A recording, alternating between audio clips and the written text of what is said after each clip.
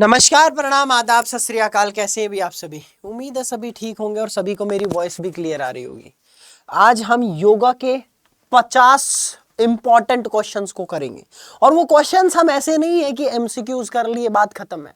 हम थ्योरी में से क्वेश्चन निकालेंगे कि थ्योरी पढ़ के कैसे क्वेश्चन निकलते हैं और किस तरीके से क्वेश्चन पूछे जाते हैं। तो वीडियो को पूरा एंड तक देखना। आप लोगों को मजा ना आए तो मुझे कहना। 50 क्वेश्चंस आपको बुक में से कैसे छांट के निचोड़ के किस तरीके से बन सकते हैं नई तरीके से क्वेश्चन, वो सब लेके आया हूं और पूरा थ्योरी में से निचोड़ दे दूंगा आप लोगों को। चलिए शुरुआत करते हैं योगा एजुकेशन की। तो सबसे पहले ही क्वेश्चन बनता है योगा के स्टार्टिंग से कि योगा शब्द की उत्पत्ति कहां से हुई। योगा को बोला जाता है साइंस ऑफ लिविंग। क्या बोला जाता है? Science of living. वैसे हम अगर इतिहास की बात करें तो योगा बहुत पुराने इतिहास से जुड़ा हुआ है। इंडस वैली सिविलाइजेशन में हमें पशुपतिनाथ की मूर्ति देखने को मिलती है जिसमें योगा पोज है और उसे देख के हम एक अंदाजा लगाते हैं। याद रखना मित्रों, ये कोई पूरा गारंटीड या श्योरिटी नहीं है कि वो है हकीकत में वहां योगा था, लेकिन हम एक अंदाजा लगाते हैं। उसके बाद में उपनिषद की बात करें तो कठोपनिषद में सबसे पहली बार योगा का वर्णन मिलता है, लेकिन योगा का वर्णन कठोपनिषद में सिर्फ और सिर्फ वहां पर यह बताया गया था योगा क्या है? कंट्रोल ऑफ सेंसेस, सेंसेस पर कंट्रोल। उसके बाद धीरे धीरे करके महर्षि पतंजलि ने अपने अष्टांग योग दिए। महर्षि पतंजलि ने एक बुक लिखी योग सूत्र, उसमें दिए अष्टांग योग, उसमें हमें जिक्र देखने को मिलता है। उसके बाद स्वामी विवेकानंद ने बहुत ज्यादा प्रमोट किया। तो ऐसे ये हिस्टोरिकल बैकग्राउंड है योगा का। तो योगा की अगर हम बात करें तो कैसे कैसे क्वेश्चन देखने को मिलते हैं। सबसे पहला ही क्वेश्चन आ जाता है योगा क्या है बेटा? आत्मा का परमात्मा से मिलन, पहला क्वेश्चन। दूसरा क्वेश्चन आपका बन जाता है कि योगा कौन से शब्द से आया है? तो संस्कृत वर्ड, दूसरा क्वेश्चन। तीसरा क्वेश्चन है आपका कौन सा शब्द? Use word. चौथा क्वेश्चन इसका मतलब क्या है? या तो टू ज्वाइन आ जाएगा या टू योक आएगा या यूनाइट आ जाएगा। आत्मा का परमात्मा से मिलन। तो ये हो गए लगभग आपके 5 क्वेश्चन कि इस तरीके से आपके क्वेश्चन पूछे जाएंगे। क्लियर है? उसके बाद आगे बढ़ते हैं। देखो अभी हम यहां पर जिक्र नहीं कर रहे, मैंने कहा उपनिषद, ठीक है, कठोपनिषद में मेनली आपको देखने को मिलता है जिक्र। उसके बाद में देखो योगा का पूरा मतलब क्या है? आत्मा का परमात्मा से मिलन। ये हो गया आपका छठा क्वेश्चन। महर्षि पतंजलि की डेफिनेशन, महर्षि वेदव्यास की डेफिनेशन और आपके भगवत गीता की। भगवत गीता में सिर्फ आपका क्या बताया गया? कर्म योग, भक्ति योग,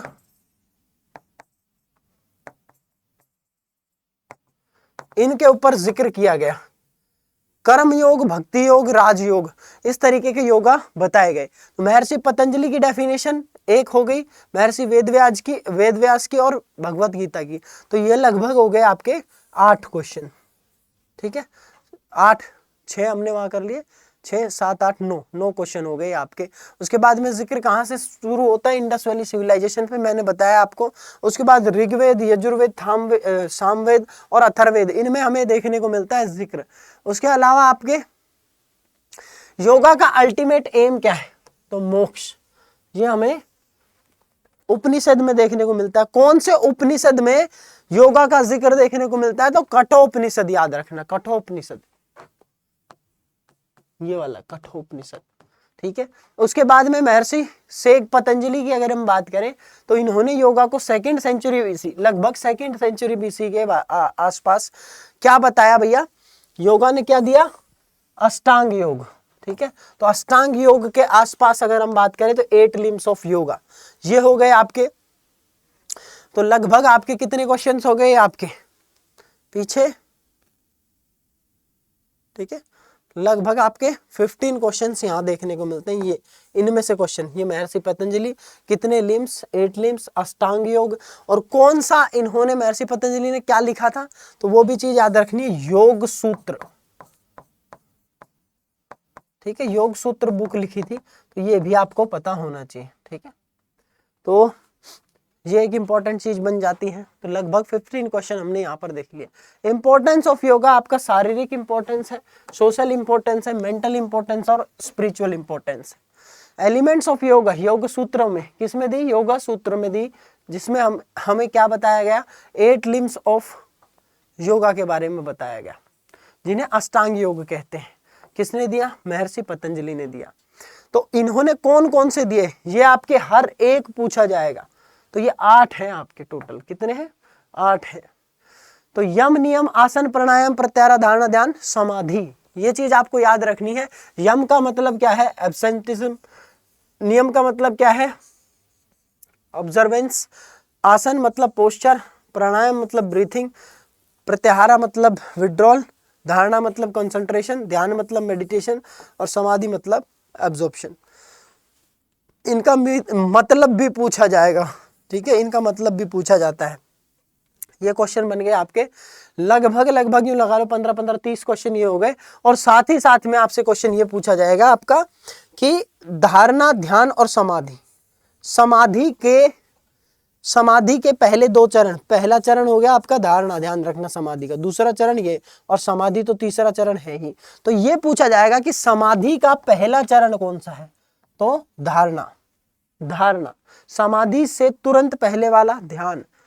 तो समाधि की ओर ले जाने वाला पहला चरण धारणा, फिर ध्यान, फिर समाधि। याद रखना, ये क्वेश्चन आए हुए हैं PYQ, इसलिए बता रहा हूं। तो यम, नियम, आसन, प्राणायाम, प्रत्याहार, धारणा, ध्यान, समाधि, इनको जरूर पढ़ना है। यम आपके क्या है? यम से भी पूछे जाती 5 चीजें स्पेशली, ठीक है। सो इसमें क्या है? अहिंसा, सत्य, अस्तेय, ब्रह्मचर्य और अपरिग्रह। ये जरूर पढ़नी है आप लोगों को। क्लियर है? अहिंसा का मतलब क्या है? Non violence. सत्य का मतलब क्या है? ट्रूथफुलनेस। अस्तेय का मतलब है चोरी ना करना। ब्रह्मचर्य का मतलब क्या है? अपने सेंसेस पे कंट्रोल। और उसके बाद में अपरिग्रह का मतलब क्या है? कि जो भी चीज आपने हासिल करी है उसको ऊपर वाले को सौंपना, है ना। अपरिग्रह का मतलब है लालच ना करना। सॉरी, क्या है? लालच ना करना। मैं आपको बताऊंगा उसका मतलब आपका क्या है।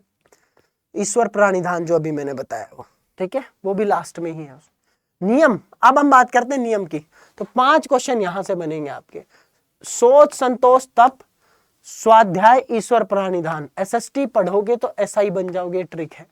सोच, संतोष, तप, स्वाध्याय और ईश्वर प्राणिधान। और यहां पर हम क्या पढ़ सकते हैं? ASABA ट्रिक है, ASABA, ठीक है। अहिंसा, सत्य, अस्तेय, ब्रह्मचर्य, अपरिग्रह, ठीक है। अहिंसा, सत्य, अस्तेय, ब्रह्मचर्य और अपरिग्रह। यहां पर सोच, संतोष, तप। सोच का मतलब होता है प्योरिटी, संतोष का मतलब होता है आपका कंटेनमेंट, और तप का मतलब होता है डिफिकल्टीज। आपको डिफिकल्टीज फेस करनी है जानबूझ के, तभी आप आगे बढ़ोगे। स्वाध्याय मतलब खुद का अध्ययन करना, और ईश्वर प्राणिधान मतलब dedicated to all the gods. जो मैंने बताया सब कुछ जो हमने पाया है वो सब उस ऊपर वाले की कृपा, ठीक है। सो दिस इज द नियम। फिर उसके बाद में आता आसन। तो 5 यहाँ से हो गए, 5 यहाँ से हो गए, 30 वहां से हो गए, 40 क्वेश्चन तो यही हो गए आपके सीधे 40 क्वेश्चन ये हो गए। उसके बाद में आसन की बात करें तो यहाँ से भी क्वेश्चन पूछा गया था आपका। 3 प्रकार के आसन होते हैं, करेक्टिव आसन, रिलैक्सेटिव आसन और मेडिटेटिव आसन। 3 प्रकार के आसन जरूर पूछे जाते हैं। मेडिटेटिव को बोलते हैं जो ध्यान करने वाले, ध्यानात्मक आसन, जो ध्यान करने में मदद करे। जैसे आप पद्मासन हो गया, सिद्धासन हो गया, स्वास्तिकासन हो गया, वज्रासन हो गया, गोमुख आसन। रिलैक्सेटिव आसन, जिन्हें हम क्या बोलते हैं? रिलैक्सेटिव आसन। वो हमारे कौन से रहते हैं? आराम देने वाले, ठीक है,